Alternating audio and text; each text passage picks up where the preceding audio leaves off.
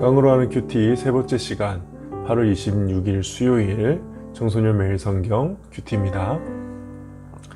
광야와 메마른 땅이 기뻐하며 사막이 꽃을 피울 것이다. 사막이 풍성한 꽃들과 함께 기뻐 외치며 즐거워할 것이다. 레바논의 숲처럼 갈멜의 산과 샤론의 평화처럼 아름다울 것이다. 모든 사람이 여호와의 영광을 보며 우리 하나님의 광채를 볼 것이다. 약한 손을 강하게 하고 떨리는 무릎을 굳세게 하여라. 마음에 근심하는 사람에게 일러주어라. 굳세어라. 두려워하지 마라. 보아라. 너희 하나님이 오신다. 하나님이 너희의 원수를 심판하실 것이며 그들이 행한 대로 갚아주실 것이다. 오셔서 너희를 구원해 주실 것이다. 그때 보지 못하는 사람이 다시 보고 듣지 못하는 사람이 다시 들을 것이다. 다리를 저는 사람이 사슴처럼 뛰고 말을 못하던 사람이 기쁨으로 노래할 것이다. 광야에 샘물이 흐르고 메마른 땅에 시냇물이 흐를 것이다. 불타는 사막이 연못으로 변하고 마른 땅이 물을 뿜어내는 샘으로 변하며 이리가 살던 곳에 풀과 갈대와 왕골이 자랄 것이다. 사막이었던 땅에 큰 길이 날 것이며 그 길은 거룩한 길이라 불릴 것이다. 악한 백성은 그 길로 다니지 못하고 오직 의로운 백성만 다닐 수 있을 것이다. 어리석은 사람도 그 길을 밟지 못할 것이다. 거기에는 사자가 없고 사나운 짐승이 다니지 못할 것이다. 그 길에서 그런 짐승은 찾아보지 못할 것이다. 그 길로는 오직 하나님이 구원하신 백성만 다닐 것이다. 여호와께서 자유를 주신 백성이 시온에 돌아와 영원한 기쁨의 노래를 부를 것이다. 슬픔과 고통은 멀리 사라지고 즐거움과 행복이 넘칠 것이다. 오늘도 말씀을 간단하게 한번 살펴보겠습니다. 34장은 아무리 풍요롭더라도 하나님의 심판으로 인해 황폐해질 것이다 라는 메시지를 줬다면 이 35장은 아무리 황폐하더라도 하나님께서 회복하시면 다시 풍요롭게 될 것이다 라는 그런 메시지를 주고 있습니다. 꽃이 등장하고요. 그 다음에 레바논, 갈멜, 샤론. 이 레바논과 갈멜, 샤론은 우리가 기억하기로는 굉장히 풍요로움을 상징했던 그런 땅들이었죠. 그런 지역들이었습니다. 다시 그렇게 될 것이다. 이전에는 광야, 메마른 땅, 사막과 같았다면 이제는 레바논과 갈멜과 샤론 같이 될 것이다. 무엇보다도 모든 사람이 하나님의 영광을 보며 우리 하나님의 광채를 볼 것이다. 여기서 모든 사람은 예수 믿는 사람들 뿐만이 아니라 이 지구상에 존재했던 모든 사람들이 결국 그 하나님 앞에서 하나님의 영광을 다시 보게 될 것이다 라는 그런 메시지입니다.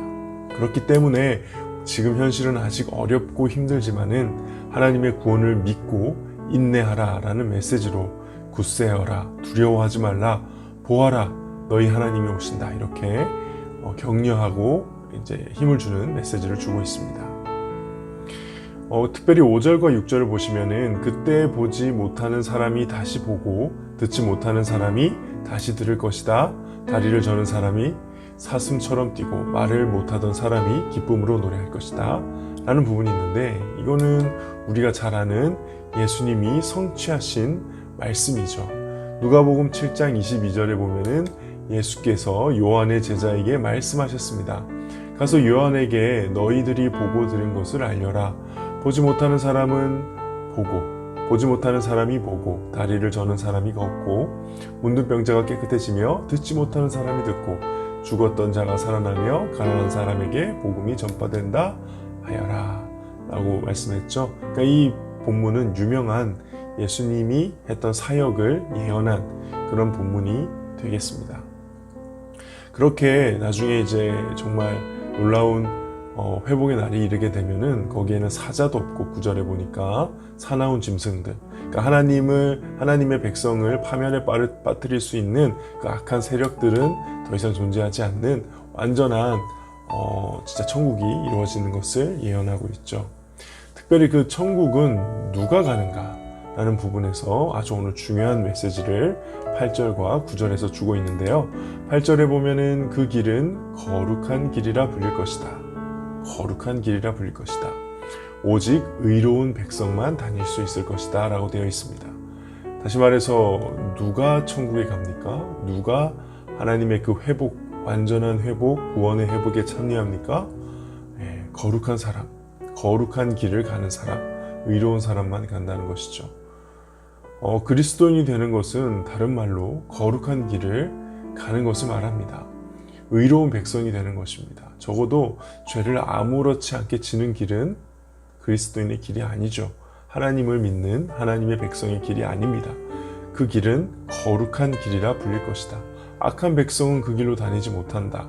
어리석은 사람은 그 길을 밟지 못한다. 오히려 오직 의로운 백성만 다닐 수 있다. 하나님의 백성의 삶은, 정말 구원받는 삶은 거룩한 삶입니다.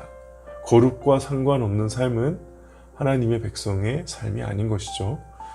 그러면 어떻게 그 거룩함을 얻을 수 있을까? 9절에 힌트가 있죠. 오직 하나님이 구원하신 백성만 다닐 것이다.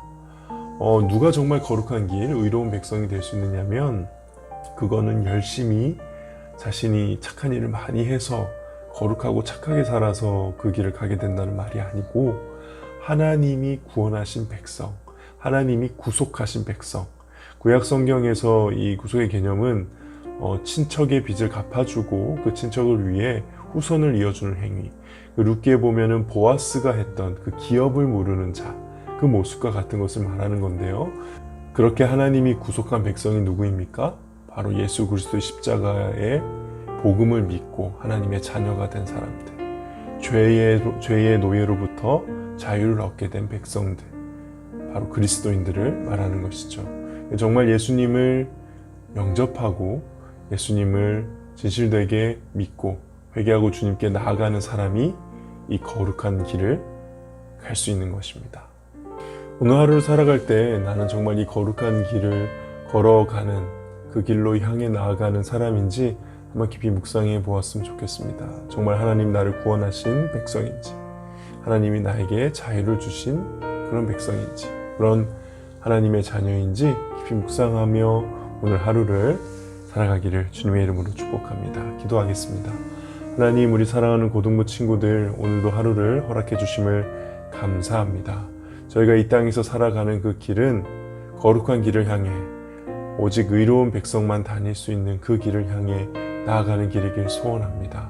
하나님, 나를 구원하신 주님을 바라보게 하시고 예수 그리스도만 온전히 의지하는 우리 사랑하는 고등부 친구들 다 되게 하여 주시옵소서.